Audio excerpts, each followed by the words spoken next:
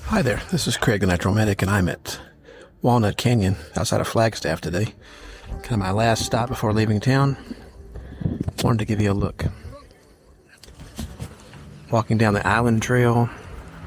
It's 700 and something steps down. Beautiful canyon here. And archaeologists think that at one time there may have been as many as 400 people living here. What a beautiful place they picked to live. So right here, you had a series of rooms that were built. And these rooms were continuously expanded upon as this family grew larger. But you can see how they just formed them all together, kind of like a set of apartments, under the shelter of this limestone ledge, which I'm walking underneath. Now, there's more homes, or dwellings, or buildings of some sort across the way here. And there's more, of course, over here. Ooh, it's very windy. Here's some additional homes here with some little entrances, doorways, similar to what you would have seen back in the days. So down below where I'm standing, there's Walnut Creek, which is a perennial stream. It doesn't really flow all the time, so you have to store water in order to live here. And depending on rainfall, snowmelt, that's how you would store your water based on the seasons.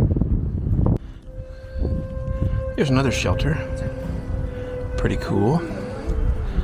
Again, using the limestone as a roof area over the top, and then they built reinforced walls. They don't want you to go in there because of fragile resources, and also because they have a lot of rodents in there that could give you diseases, so don't go inside of these things.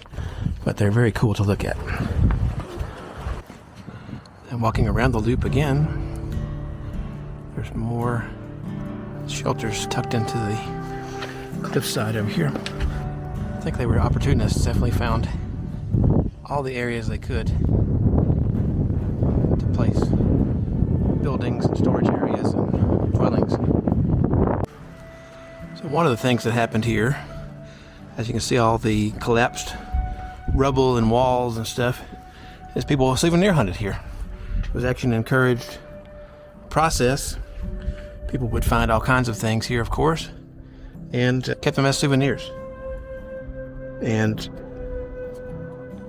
rooms like this were destroyed by these souvenir hunters. Being a national park nowadays, it was set aside in 1915, I believe, as a national monument. That's all illegal, so don't do that nowadays. I know you probably can't tell by looking, but at one time, this was considered good farming land. But with climatic changes, about 1250 or so, a lot of the native people left this area. But amazing that they made their homes here. Now the hard part, going back up all these steps. Like this entire trail has about 775 steps, but just about 200 feet of elevation, so not too bad. But remember, you're at 6,670 feet or so. So know your limitations. All right, made it to the top. This panel talks about several different wildlife and plant species that call the park home.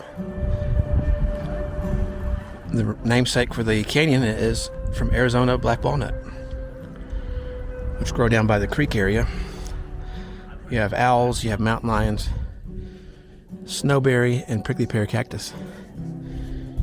Pretty interesting. So that was Walnut Canyon in a nutshell. It's hard to show you all the different things, but I tried to show you an overview of the park. What do you think about it? Give it a thumbs up if you liked it. Think about subscribing to the channel if you want to see more content like this. Questions, comments about the place, drop them in the area below, or send us a message if you're listening on the podcast. Until next time, we'll talk to you out on the trail. Bye.